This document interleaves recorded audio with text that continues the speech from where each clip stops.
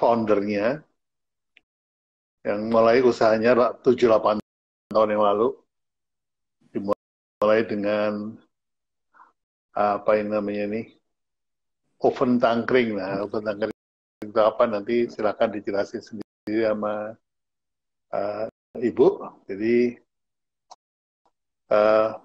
perkenalan dan asal muasalnya bikin bisnis ini silakan disampaikan langsung oleh Bu Asih. Silakan. Ya, terima kasih Pak Bi waktunya. Bismillahirrahmanirrahim. Assalamualaikum warahmatullahi wabarakatuh.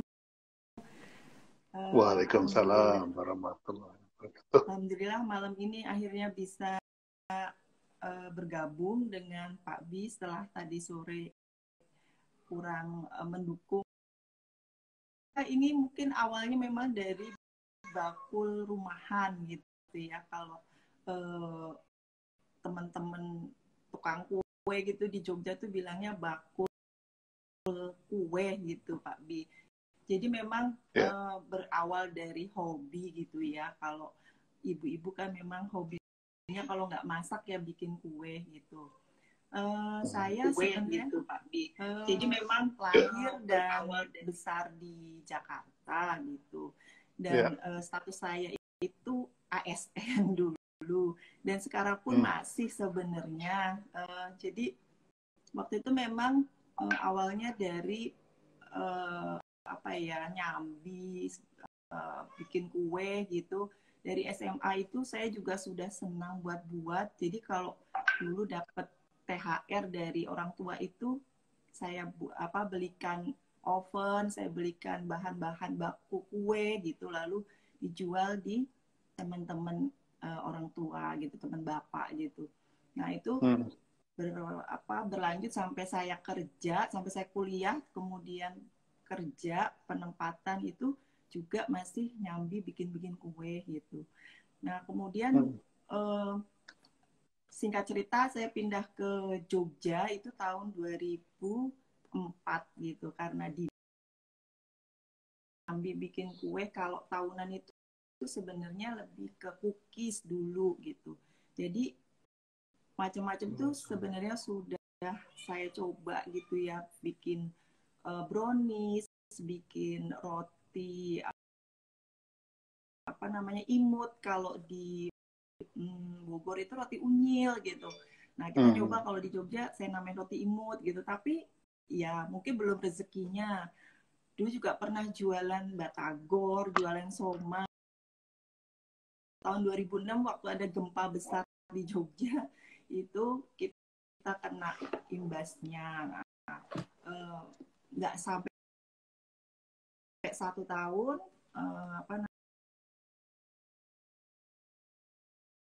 mulus yang mungkin kalau teman-teman lihat sekarang kan Alif itu sudah banyak cabang besar gitu ya, tapi saya menemukan sifon itu ya banyak lika-likunya lah gitu ya, jatuh bangunnya juga gitu. Dulu sempat juga nyewa outlet. Nah menemukan sifon itu sebenarnya nggak sengaja gitu. Jadi dulu teman kantor itu minta dibuatkan roti untuk nikahan anaknya. Nah waktu itu kan seringannya itu kalau nggak roti roti pisang, cake banana atau mandarin kayak gitu. Nah saya pikir ibu tuh pernah buat sifon tapi dengan resep yang kualitasnya itu kalau kita jual murah kok kayaknya nggak masuk gitu. Akhirnya saya browsing cari-cari. Oh dulu belum ada browsing sih ya. Dulu cari-cari di majalah.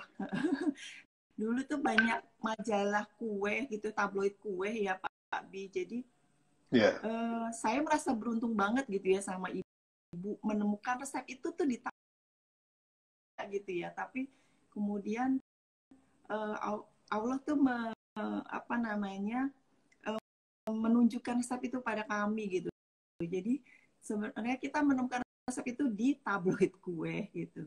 Nah kemudian saya buat kue itu, lalu saya tawarkan sama teman saya dan beliau setuju.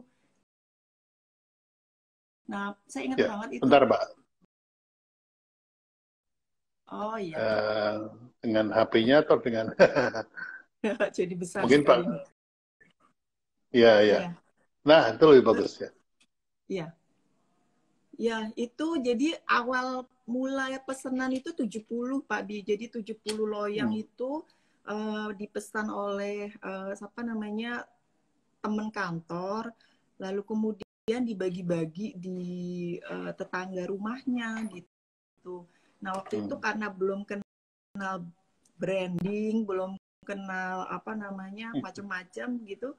Jadi cuman saya cap gitu dengan apa namanya namanya juga karena belum kenal apa namanya apapun gitu, jadi sudahlah kita namain nama anak pertama aja Alif gitu. Jadi memang telepon sudah disebar gitu. Tapi ya qadarullah itu banyak yang suka, banyak yang cocok gitu. Nah, repeat ordernya itu mereka tuh tanyanya kue yang bolong tengahnya gitu. Jadi memang waktu itu tuh kue sifon itu belum familiar sama masyarakat Jogja gitu ya. Jadi setelah sekian lama, sekian tahun ini saya tahu sifon itu ternyata tuh hanya dijual di, kalau nggak di bakery besar ya di hotel seperti itu, yang memang kelihatannya jadi mewah. Nah, mungkin itu momennya juga pas di apa namanya di budayanya Jogja. Kalau di Jogja atau mungkin di daerah Jawa lainnya itu kan kalau ada acara memang butuh ulih-ulih, butuh hantaran gitu kan. Jadi mungkin waktu itu momennya saya pas gitu. Ketika apa namanya perpindahan perpindahan dari dulu kan nasi gitu ya Pak Bia. Tapi kemudian orang beranggapan kalau nasi itu cepat basi, dimakannya harus saat itu juga gitu. Nah kemudian budayanya jadi berubah gitu ke kue yang mereka berpikirnya bisa dimakan nggak harus habis sekarang, bisa dibagi-bagi seperti itu sih. Nah itu. Iya. Apa namanya? Maaf nih. Ya. Saya pernah tinggal di Jogja waktu di bawah umur 5 tahun ya. Terus TK sampai kelas 2 SMA itu di Solo. Itu memang di sana ada budaya antran ya. Jadi kalau tetangga habis pindah rumah, itu kita kasih antar-antaran. Ya, biasanya pakai rantang ya, Mas. Pakai rantang. Terus kita suka dapat antaran juga dari tetangga gitu. Lagi masak lebih nih, ya kita diantar gitu. Jadi teman-teman di luar Solo dan Jogja mungkin agak asing dengan istilah alih-alih ya, atau ya, oleh-oleh lah gitu ya, uleh-uleh ya, itu artinya. Nah itu biasanya gini, kalau misalnya Mbak Asih nganter ke saya wajib nganter balik, jadi rantang nggak boleh kembali kosong. Nah, itu. Ini budaya ya sudah tradisi sekali ya, nggak tahu sekarang masih ada apa nggak, ternyata di Jogja tapi sudah menjadi kue sifon ya, ke roti. Nah sekarang ini apa namanya, sifon itu dijualnya di toko sendiri atau dititip kepada toko kue lainnya? Monggo, silakan. Iya, untuk saat ini itu sifon kita semua dijual di outlet kita, Pak Bi. Jadi memang sebanyak sih ya yang minta waktu itu franchise atau semacamnya kemitraan seperti itu. Tapi uh, saya itu berpikiran tuh di outlet sendiri saja kadang tuh kita tidak bisa memenuhi saya franchise-kan tapi sistemnya itu belum baik, itu nanti malah jadinya zolim gitu.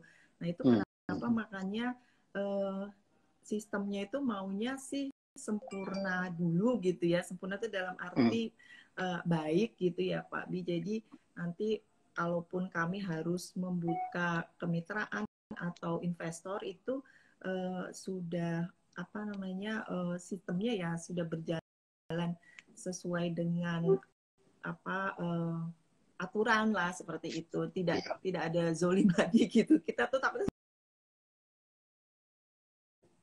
Nah kalau memang sekarang itu dijualnya di semua outlet kita Pak, nggak ada, belum.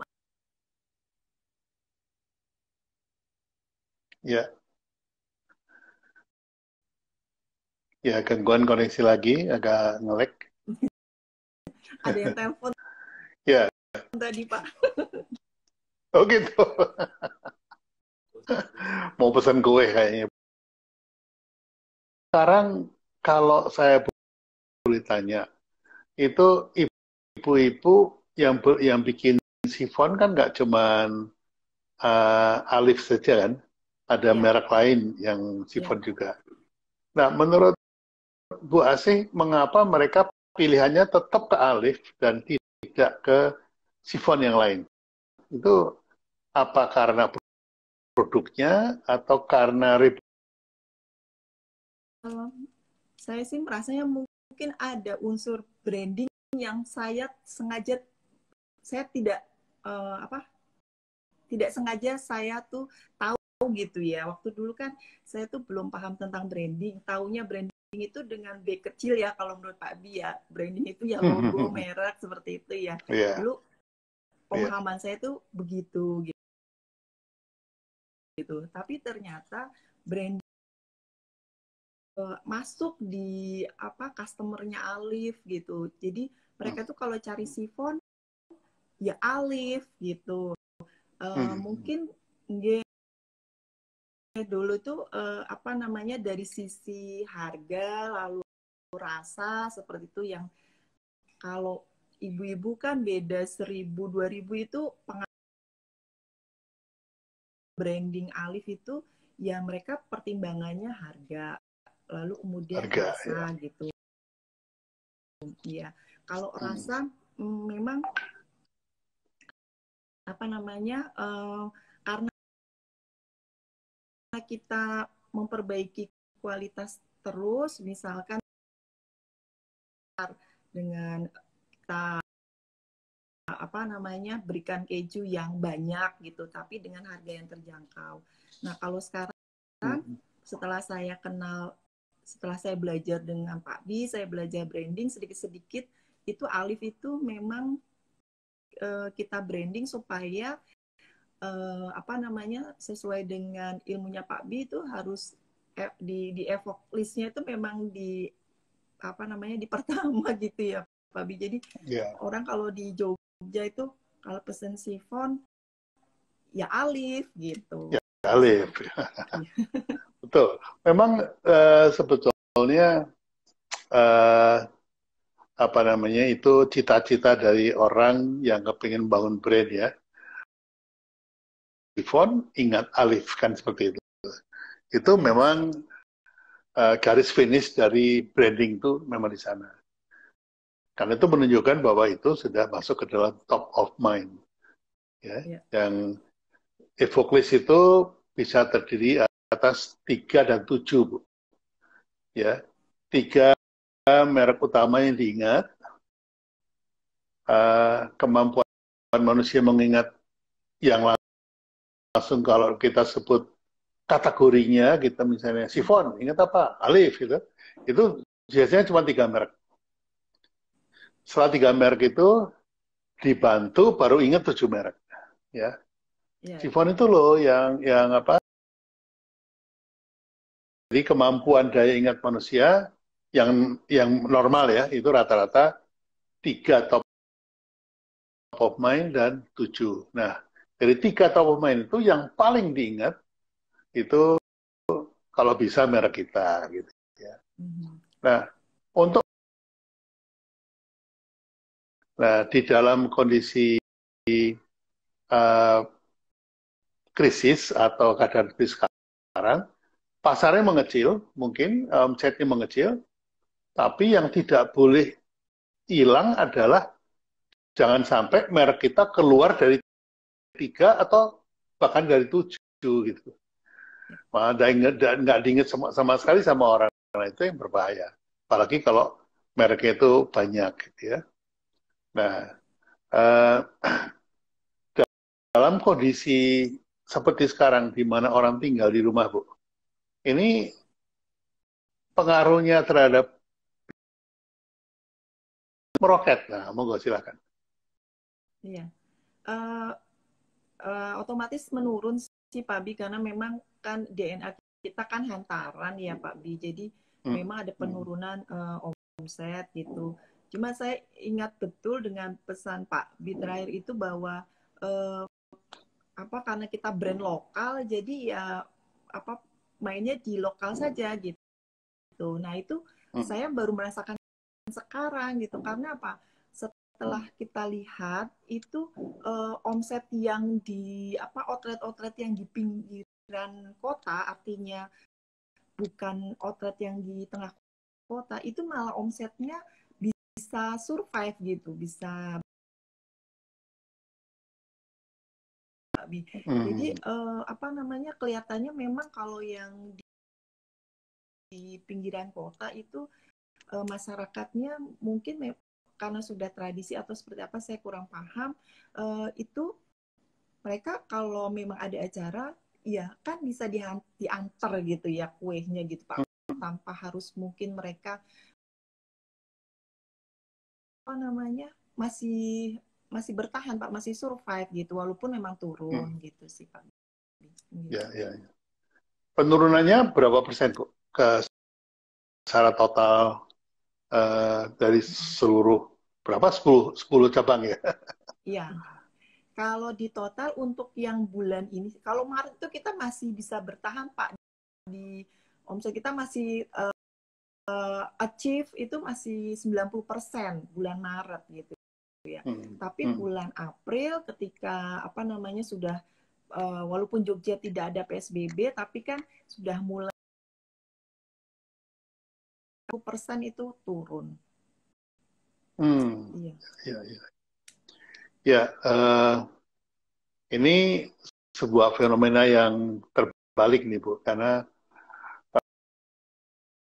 banyak teman-teman yang membuat produk jadi, tapi omsetnya naik,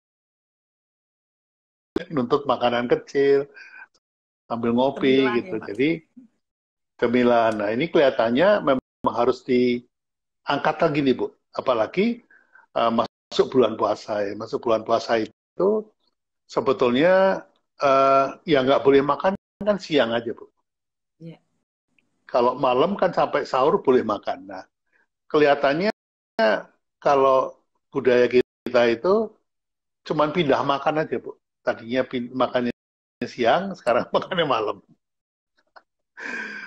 Ya, seringkali tengah malam ngelilir gitu, terus makan.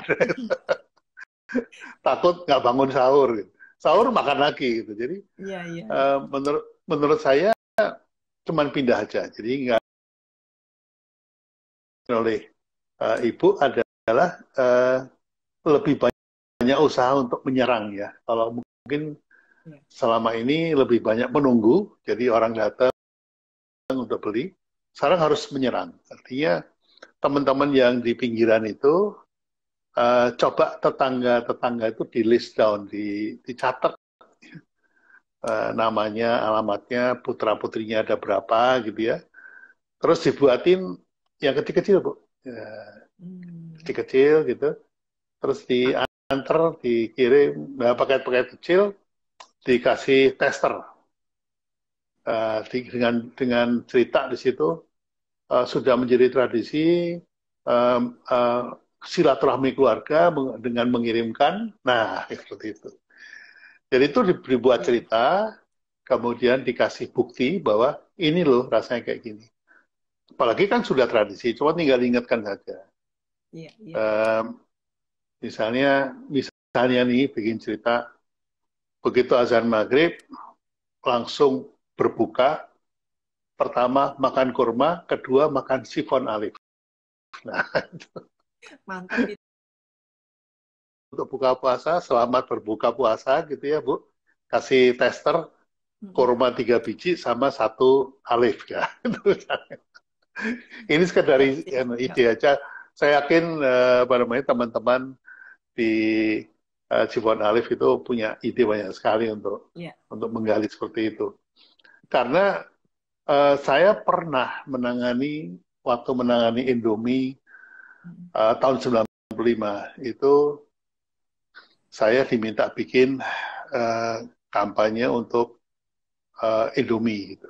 Lalu saya pilih bulan puasa. Oh, ya, ya. Waktu itu Ibu Eva karena beliau bukan Muslim, dia tanya, Pak, orang kalau puasa kan nggak makan, Pak. Kenapa kita harus kampanye di bulan puasa?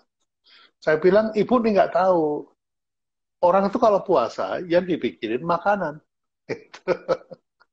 Yang dipikirin itu nanti saya buka pakai apa. Itu yang dipikirin. Jadi, nah sekarang coba itu dikapitalisasi, diambil, bahwa Ya. jam 12 siang udah diingetin. Buka puasa pakai korma dan alif. Siap, siap.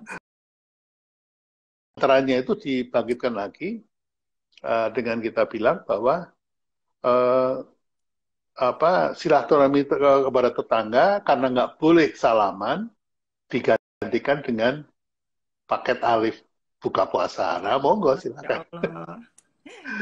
Iya, iya, Ya. iya, benar, Pak.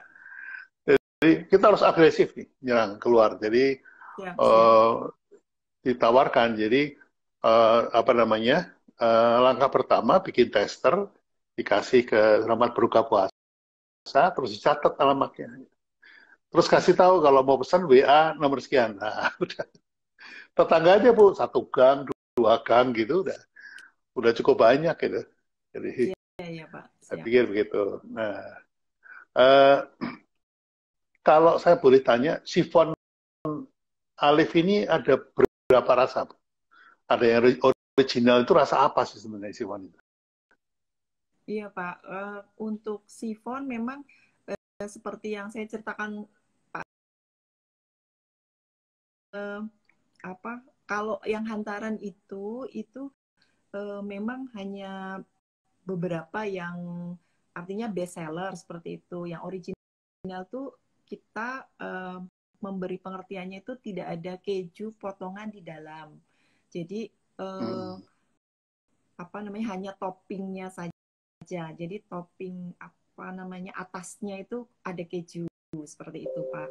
Nah, selain itu sebenarnya sih rasa-rasa klasik ya seperti coklat gitu, lalu ada kismis seperti itu. Nah, tapi ada apa namanya masalah gitu ketika sifon ini itu ingin dibawa keluar kota seperti itu, Pak. Jadi mereka itu kesulitan karena kan kalau yang hantaran itu kalau mau beli ya satu yang besar dengan satu rasa gitu. Nah, kemudian juga kotaknya karena agak besar gitu ya. Ini juga pengalaman pribadi saya ketika saya keluar kota terus ada mau bawa oleh-oleh atau titipan Yang teman besar itu gitu. ya. Iya, jadi mau masuk cabin juga agak repot ya gitu Pak. Lalu kalau mau ditaruh di bagasi juga rasanya kok kurang aman gitu. Kita memikirkan bagaimana caranya supaya sifon ini bisa dibawa dengan banyak rasa, tapi orang itu bisa nyaman bawanya gitu, di cabin bisa masuk gitu. Lalu dari Alifnya itu sendiri kemudian kita buat second brandnya, yaitu Jogja Chiffon itu Pak. Jadi di Jogja Chiffon itu ya Jogja Chiffon itu satu boxnya itu berisi 6 rasa. Jadi 6 rasa itu ada double keju, ada coklat. Ini apa ya? Iya betul Pak. Iya Pak betul. Nah itu ada 6 rasa, ada pandan, ada kismis gitu. Jadi ada jeruk. Jadi memang satu kotak itu bisa banyak rasa dan teman-teman atau mungkin customer itu bisa memilih lah gitu. Nah itu yang kemudian kita kita keluarkan dari brandnya Alif sendiri Pak. Jadi memang lebih untuk ke oleh-oleh gitu. Kalau ini ulih-ulih, kalau yang ini oleh-oleh. Tapi ini untuk anggaran juga masih bisa, Bu, ya? Iya betul. Kemarin juga ada yang pesen sih ratusan box itu juga ternyata untuk hantaran gitu. Saya pikir kan kemarin, iya, saya pikir kemarin itu ya karena DNA-nya untuk oleh-oleh gitu. Masih masuk juga Pak gitu. Ya, jadi sebetulnya oleh-oleh atau uli-uli ya, hantaran atau oleh-oleh itu sebetulnya kan istilah kita. Ya. Tapi konsumen melihatnya tidak seperti itu. Nah, ini yang kita harus, kalau sebelum tahun 90 itu pemasaran itu fokus kepada produknya. Jadi kalau misalnya Anda bikin iklan gitu, Anda akan cerita, ini ada rasa keju, ada rasa ini gitu ya. Jadi itu adalah kalau pemasaran sebelum tahun 90. Lewat dari itu sudah mulai dari kacamata konsumen. Jadi konsumen memandangnya apa gitu. Jadi tadi oleh-oleh atau ulih-ulih itu misalnya. Jadi tidak bicara keju lagi, tidak bicara itu. Atau misalnya jual kekinian dengan presentasi produknya kita pakai misalnya pakai green tea, pakai Ovomaltine, pakai apa tuh dalgona gitu. Sekarang lagi ngetop dalgona nih. Ya kenapa nggak bikin chiffon dalgona gitu kan? Itu kan bukan lagi produknya, tapi udah ngikut tren. Gitu. Nah,